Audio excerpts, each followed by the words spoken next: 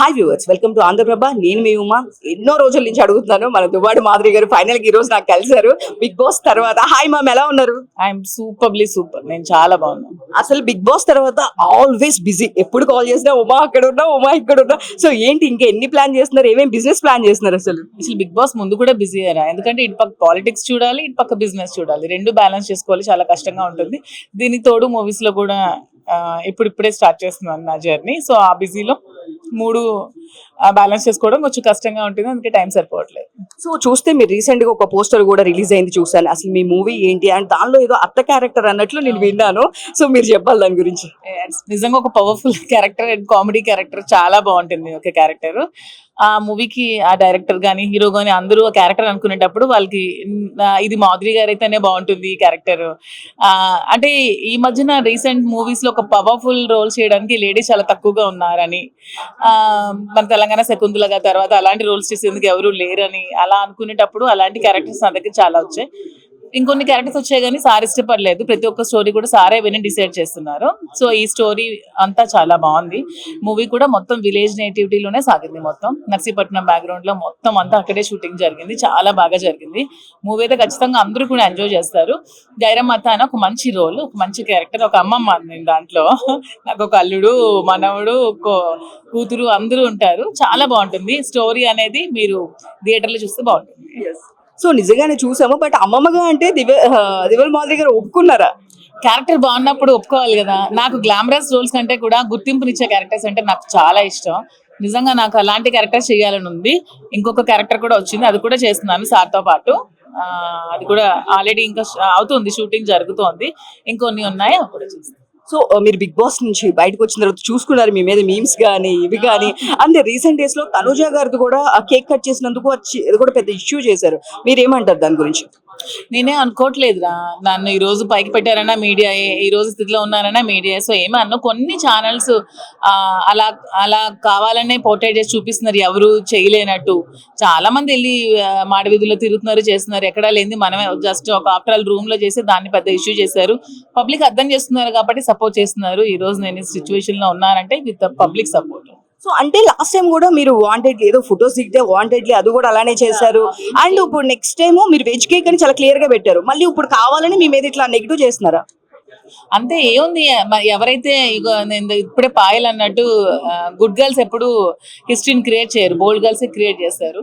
మాధురి ఎప్పుడో ఒక history create చేస్తుంది. వాళ్ళందరూ చూసేవాళ్ళు ఏడ్చేవాళ్ళు ఏడ్చుకుంటూనే పోతారు. సో రీసెంట్ గా కనకదుర్గమ్మ వారి అమ్మవారి గుడిలో కూడా మీరు గోల్డ్ ఇవ్వడం జరిగింది. సో అప్పుడు దాన్ని కూడా ఇష్యూ చేశారు. ఏంటో తెలుసా, దువ్వాడ శ్రీనివాసకి రాచ మర్యాదలతో టెంపుల్లో అని చెప్పి చూడలేదా న్యూస్ లో? అక్కడ మేము అమ్మవారికి సార్ వాళ్ళ ఫ్రెండ్ ఒక 20 lakhs వచ్చేసే గోల్డ్ పెట్టారు. సార్ చేతులతో ఇప్పించాలని కోరుకున్నారు. మేము వెళ్ళి ఇచ్చాం. సార్కి ప్రోటోకాల్ ఉంది, దాన్ని కూడా ఇష్యూ చేశారు. సో అంటే మాకున్న వేరే మీమ్స్ కానీ ఇవి చూస్తే ఏంటంటే మాధురి గారు అబ్బాయి పుట్టబోతున్నాడు, అందుకే అమ్మవారికి బంగారం ఇచ్చారు అందరు. అలా ఏం లేదు, మాధురికి నిజంగా అబ్బాయి పుడితే మీడియా అందరికి పిలిచి మరి నాకు అబ్బాయి పుడుతున్నారని బేబీ షవర్ చేసి మరి చెప్తాను. ఏమి దాచుకోను, ఆ టైం వచ్చినప్పుడు అన్ని రివీల్ చేస్తాను. ఇప్పుడు కొంచెం బిజినెస్ బిజీలో, ఈ మూవీ షూటింగ్ బిజీలో ఉన్నాను. కొంచెం ఫ్రీ టైం తీసుకుని అది కూడా జరుగుతుంది, అన్ని చెప్పే చేస్తాను, ఏమి దాయను.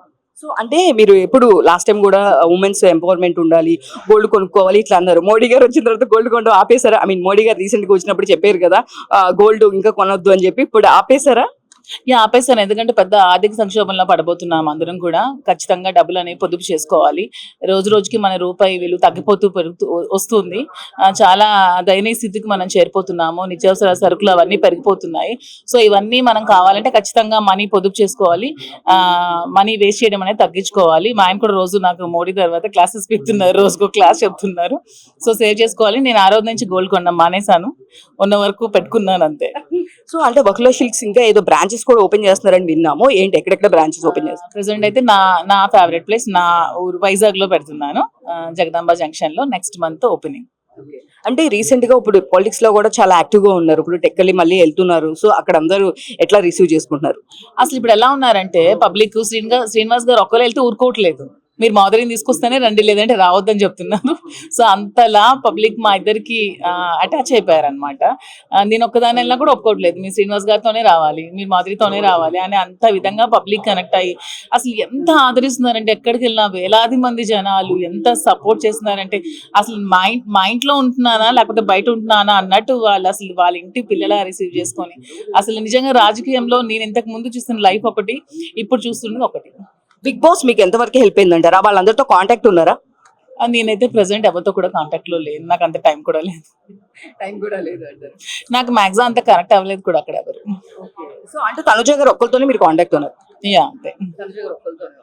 సో ఇంకా ఫర్దర్ గా ఇవి కాకుండా ఇంకా బిజినెస్ ఏమైనా స్టార్ట్ చేసేది అంటే, మాధురి గారికి గోల్డ్ ఇస్తాం కాబట్టి ఏమైనా గోల్డ్ బిజినెస్ స్టార్ట్ చేసేది ఉంది? గోల్డ్ ఆలోచన ఉంది, అది కొంచెం టైం తీసుకొని చేస్తాను. ఫస్ట్ అయితే వర్క్లా సిల్క్స్ బ్రాంచెస్ ఓపెనింగ్ లో ఉన్నాము, అండ్ కొంచెం ఎలక్షన్ అయిపోయాక అప్పుడు మళ్ళీ చేస్తాం. అంటే మళ్ళీ 1 year తర్వాత కొంచెం ఎలక్షన్ బిజీలో పడాలి, మళ్ళీ సార్ పాదయాత్ర అంటున్నారు, అవన్నీ చూసుకోవాలి కాబట్టి దాని తర్వాత మళ్ళీ స్టార్ట్ చేస్తాం. సో అంటే ఇప్పుడు సార్ ఒక్కళ్ళే దువ్వాడ శ్రీనివాస్ గారు ఒక్కళ్ళే పోటీ చేస్తారా? మీరు సపోర్టర్ గా ఉంటారా?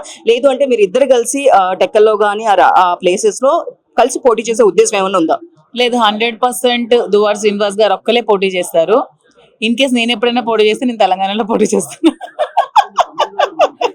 ఆల్రెడీ తెలంగాణలో ఆఫర్స్ ఉన్నాయి నాకు, సో నేను చేస్తే తెలంగాణలో చేస్తాను. ఆంధ్రలో మాత్రం ఓన్లీ దువ్వాడ శ్రీనివాస్ గారే చేస్తారు, శ్రీనివాస్ గారికి నేను సపోర్ట్ చేస్తాను. అంటే తెలంగాణలో ఆల్రెడీ ఏ పార్టీ నుంచి ఆఫర్ వచ్చిందండి? అది ఒకవేళ నేను ఒప్పుకొని జాయిన్ అయితే మీ మీడియా అందరికి పిలిచి మీ మీడియా సమక్షంలోనే జాయిన్ అవుతా. నాకైతే తెలంగాణ పాలిటిక్స్ చాలా ఇంట్రెస్టింగ్ గా ఉన్నాయి.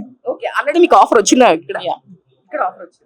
సో ఇప్పుడు వైఎస్ఆర్సీపీ నుంచి మీకు అంతకు ముందు ఇష్యూస్ అయిన దగ్గర నుంచి ఇట్లా సస్పెండ్ చేయడం ఇవన్నీ జరిగినాయి. మరి ఇప్పుడు మళ్ళీ పోటీ చేస్తే దువ్వాడ శ్రీనివాసరావు గారు ఇండివిజువల్ గా పోటీ చేస్తారా?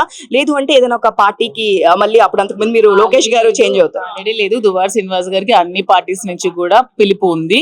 బైఫర్కేషన్ ఒకటి జరుగుతోంది కాబట్టి అవన్నీ జరిగాక ఎక్కడ ఎలా పోటీ చేయాలి, ఏం చేయాలి అని ఆలోచన చేసుకొని డెసిషన్ తీసుకొని, పార్టీయా ఇండిపెండెంట్ గా చేస్తే గెలుస్తామా, ఒక పార్టీతో చేస్తే గెలుస్తామా అని ఆలోచన తీసుకొని ఈసారి గెలిపే ధ్యేయంగా పనిచేస్తూ ఖచ్చితంగా 2029 ఎలక్షన్ లో గెలిచి తీరుతాం. సో అంటే చాలా మంది పిల్లలకి మీరు డబ్బులు ఇవ్వడము ఇవన్నీ మేము చూస్తూ ఉన్నాం. ఒకళ్ళ ఇంటికి వెళ్ళి డబ్బులు డొనేట్ చేశారు, చాలా మందికి పేదవాళ్ళకి హెల్ప్ చేస్తున్నారు. సో మీ సైడ్ నుంచి ఏదైనా ట్రస్ట్ లాగా ఫామ్ చేస్తారా? అంటే చాలా మందికి హెల్ప్ చేస్తున్నారు కదా, అలాంటి ఆలోచన ఏమైనా ఉందా? Already Duvvada Srinivas charitable trust అని ఒక ట్రస్ట్ ఉంది.